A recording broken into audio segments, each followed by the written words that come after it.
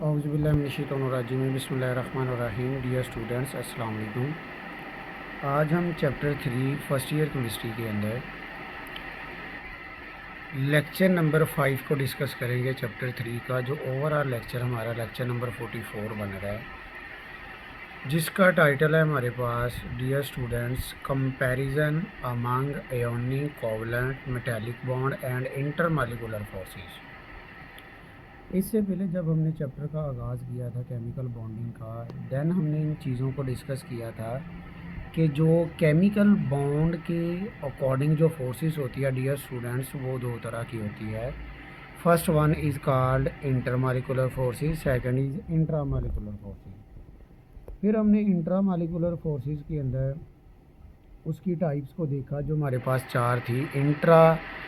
दो एटम्स के बीच में जो फोर्स होगी that is called intramolecular forces. उसमें हमारे पास डियर स्टूडेंट्स एयोनिक बॉन्ड था, कोवलेंट बॉन्ड था, कोऑर्डिनेट कोवलेंट बॉन्ड था और मेटालिक बॉन्ड था। ये हम ऑलरेडी डिस्कस कर चुके हैं। नेक्स्ट टाइप जो हमारे पास है इंटरमॉलिक्यूलर फोर्सेस, और इंटरमॉलिक्यूलर फोर्सेस के अंदर भी हमने चार आगे मज़ीद टाइप्स को स्टडी किया था। उसके अंदर हमारे पास जो चार किस्म की फ़ोर्स थी, उसमें फ़र्स्ट ऑफ ऑल हमने देखा था डाइपोल डाइपोल फोर्सेस को, फिर हमने देखा था डाइपोल इंड्यूस डाइपोल फोर्सेस को, फिर हमने देखा था आयन डाइपोल फोर्सेस को, फिर हमने देखा था instantaneous dipole induce dipole forces को।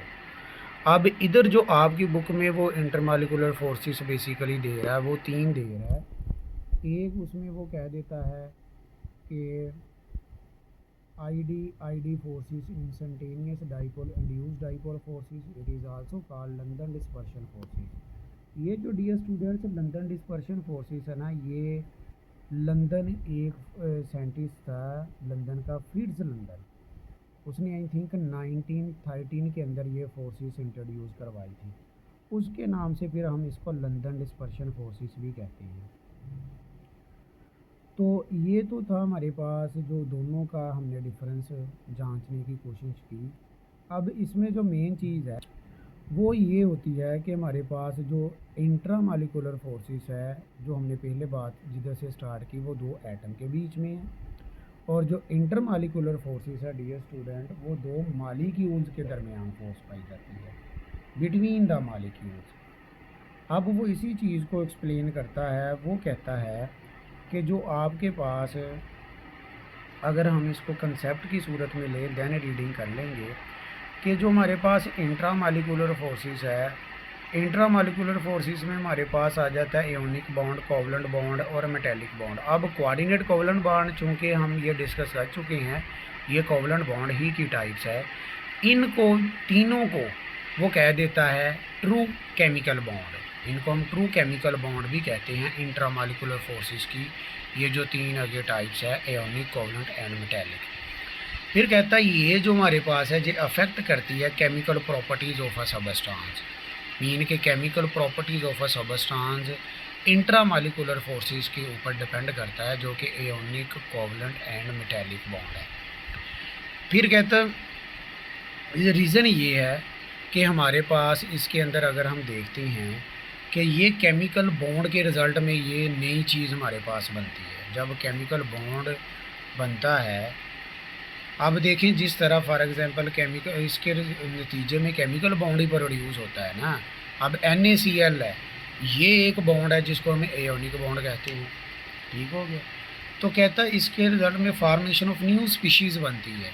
नई स्पीशीज़ कौन सी बनती है केमिकल बॉन्ड के रिज़ल्ट में?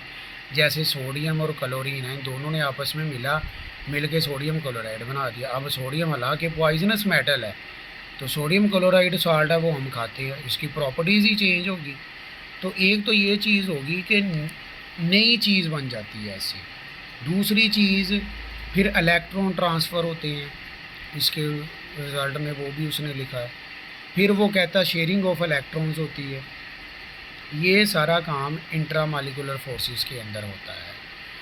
तो इंट्रामॉलिक्यूलर फोर्सेस की जो स्ट्रेंथ है हमारे पास, उसको वो स्टडी कर रहा है डियर स्टूडेंट्स, कि स्ट्रेंथ ऑफ इंट्रामॉलिक्यूलर फोर्सेस जो है वो अफेक्ट करती है हमारे पास chemical properties of a substance के ऊपर। अब अगर हम देखें नेक्स्ट इसका,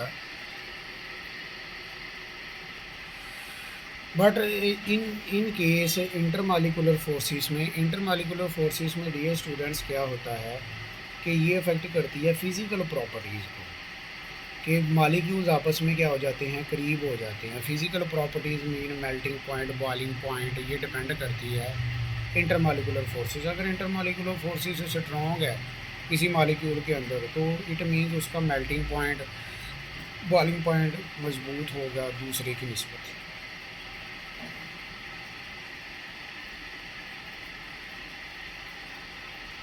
इसी तरह अगर हम इंटरमालिकुलर फोर्सेस को इधर डियर स्टूडेंट से स्टडी करें तो ये अब एयोनिक बॉन्ड में देखिए, हमारे पास जो एयोनिक बॉन्ड है NaCl,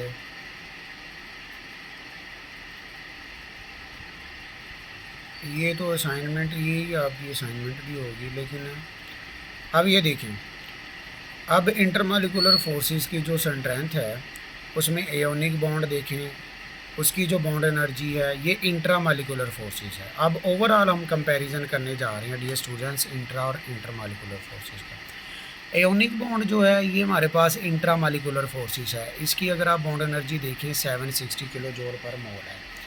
जबकि अगर आप OH बॉन्ड देखें, OH बॉन्ड ये हमारे पास कोवलेंट बॉन्ड है, तो इसकी डियर स्टूडेंट्स आपके पास 464 डिग्री सेंटीग्रेड आ रही है, और डिग्री सेंटीग्रेड सॉरी कह रहा हूँ 464 किलो जूल पर मोल है। इसी तरह जो हमारे पास हाइड्रोजन बॉन्डिंग है, हाइड्रोजन बॉन्डिंग में अगर आप देखते हैं तो हाइड्रोजन बॉन्डिंग हमारे पास इसकी जो बॉन्ड एनर्जी है वो कम होती जा रही है, 20 से 50 किलो जूल पर मोल है। तो इसी तरह अगर आप एक, वो इधर से मिस कर रहा है आपकी बुक में, वो मेटेलिक बॉन्ड नहीं लिख रहा है। जो मेटेलिक बॉन्ड है उसकी आती है 100 से 150, उसने थ्योरी के अंदर ये चीज़ लिखी हुई है। उसके बाद हमारे पास आ जाता है हाइड्रोजन बॉन्डिंग, वो तो होगी 20 से 50। हाइड्रोजन बॉन्डिंग के बाद आ जाता है हमारे पास परमानेंट डाइपोल फोर्सेस, या जिसको हम डाइपोल फोर्सेस भी कहते हैं। इसकी जो बॉन्ड एनर्जी होती है वो 5 से 20 होती है। और इसके बाद अगर आप नेक्स्ट देखते हैं जिसका वो वंडरवाल फोर्सेस भी कहता है। अब अगर आप देखें तो वंडरवाल फोर्सेस, आप कहेंगे कि इंटरमालिकुलर फोर्सेस को ही हम वंडरवाल फोर्सेस कहते हैं, लेकिन जो ज़्यादातर हम वंडरवाल फोर्सेस यूज़ करते हैं ना, वो हम लंदन डिस्पर्शन फोर्सेस के लिए यूज़ करते हैं। जो इसकी बॉन्ड एनर्जी है वो है 1 से 5। अब आपकी बुक ने इधर 1 से 20 लिखा हुआ है, चूँकि ये वीक होती है तो ये आप 1 से 5 कह लें इसको। तो अब हमारे पास ये अगर अब मैं स्ट्रेंथ देखूँ सबसे, तो अब स्ट्रेंथ के अकॉर्डिंग अगर आप देखें तो हमारे पास ये जो पहली आपकी बुक ने जो पहली 2 लिखी हुई एयोनिक बॉन्ड, OH बॉन्ड, वो तो कोवलेंट हो गया ना। ये जो हमारे पास होगी ये तो डियर स्टूडेंट्स बनता है इंट्रामालिकुलर फोर्सेस। और इसके नीचे ये जो 3 है hydrogen bonding, permanent dipole forces, या इसके अलावा हमारे पास ये जो वंडरवाल फोर्सेस है, ये तो इंटरमालिकुलर फोर्सेस ही है। अब अगर मैं ओवरऑल इसका कंपैरिजन करता हूँ तो मैं कहूँगा कि एयोनिक जो हमारे पास एयोनिक बॉन्ड है उसकी स्ट्रेंथ ज़्यादा है कोवलेंट से, कोवलेंट की स्ट्रेंथ ज़्यादा है मेटेलिक से। जो आपकी बुक ने नहीं लिखा, आप लिख ले इधर, लेकिन उसने थ्योरी में इसका जिक्र किया है। और मेटेलिक बॉन्ड की स्ट्रेंथ ज़्यादा है हाइड्रोजन बॉन्डिंग से, और हाइड्रोजन बॉन्डिंग की स्ट्रेंथ डियर स्टूडेंट्स ज़्यादा है पीडी फोर्सेस मीन के, जिसको परमानेंट डाइपोल फोर्सेस या आईडी फोर्सेस भी हम बोलते हैं। ID sorry instantaneous dipole induced dipole forces हो जाना, नहीं instantaneous dipole induced dipole forces, लेकिन इधर वो कह रहा है पीडी कह लें, या आप इसको कह लें DDF मीन के डाइपोल फोर्सेस, वो ज़्यादा होगी LDF से, जो कि हमारे पास लंदन डिस्पर्शन फोर्सेस है जो लास्ट वाली वीक है। मैं दोबारा इसको मैं बोलता हूँ।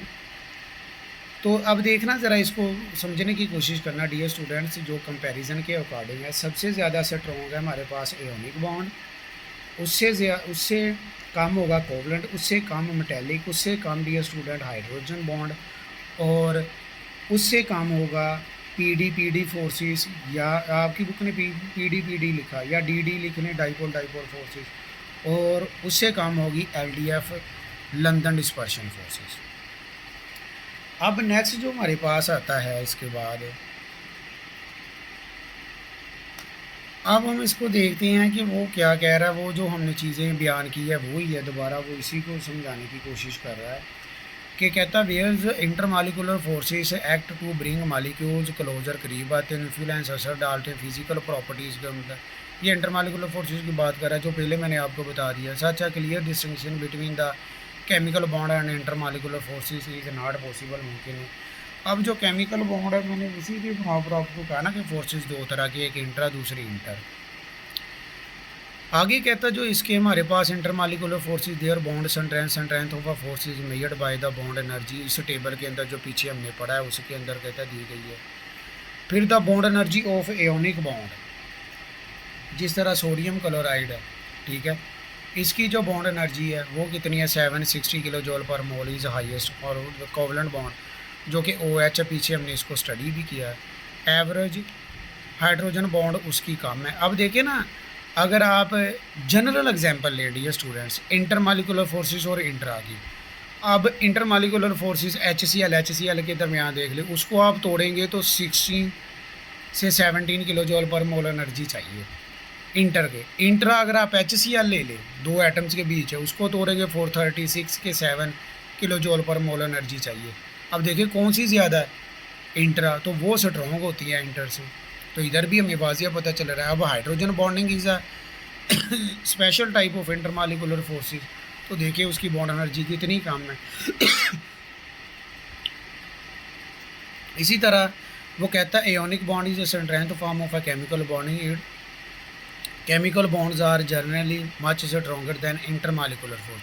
केमिकल बॉन्ड जो हमारे पास, केमिकल बॉन्ड वो तो केमिकल बॉन्ड के ऊपर हम फोर्सेस की दो टाइप्स है ना, तो जो बॉन्ड स्पेशली हम पढ़ते हैं वो इंट्रामालिकुलर फोर्सेस के अंदर ही पढ़ते हैं। जैसे हमने पहले भी बयान किया है, एयोनिक बॉन्ड है, कोवलेंट बॉन्ड है, कोऑर्डिनेट कोवलेंट बॉन्ड है, मेटेलिक बॉन्ड है। तो नेक्स्ट वो परमानेंट डाइपोल फोर्सेस कह रहा है 5 से 20 किलो जूल पर मोल है। लंदन डिस्पर्शन फोर्सेस है वो 1 से 20 किलो जूल पर मोल है। एक बुक में मे भी आपकी बुक में मैंने पढ़ा था 1 से 5 किलो जूल पर मोल कह रहा, क्योंकि वो बहुत वीक होती है।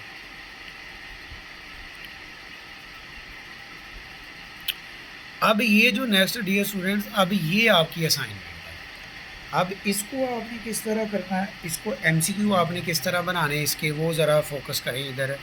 अब देखिए ना, आप लिख दें ionic bond in NaCl, bond energy in ionic bond of ionic bond in NaCl, मतलब कि बॉन्ड एनर्जी एयोनिक बॉन्ड की NaCl में कितनी है। आप ये आपकी असाइनमेंट है, आप लिखें 730, 720, 760 डी में ऑल ऑफ दीज, तो आपको पता होना चाहिए इसका आंसर क्या आता है। तो ये आपने पहले आपने इसको लिखना है असाइनमेंट में डियर स्टूडेंट्स, फिर आपने इसके MCQ बनाने हैं, 5 MCQ आपने बनाने हैं एटलीस्ट। तो ये आपके पास 5 ही टाइप्स उसने लिखी हुई है। अगर आप इसमें मेटेलिक बॉन्ड ऐड कर ले तो 6 हो जाएंगी। तो 3 इसमें इंट्रामालिकुलर फोर्सेस की और 3 इंटरमालिकुलर फोर्सेस की है। इसी तरह आप लिखेंगे the bond energy of hydrogen bonding is, उसकी आप नंबर लिख दें, तो बाद में ऑल ऑफ दीज, इस तरह वो सारा आपको कवर हो जाएगा।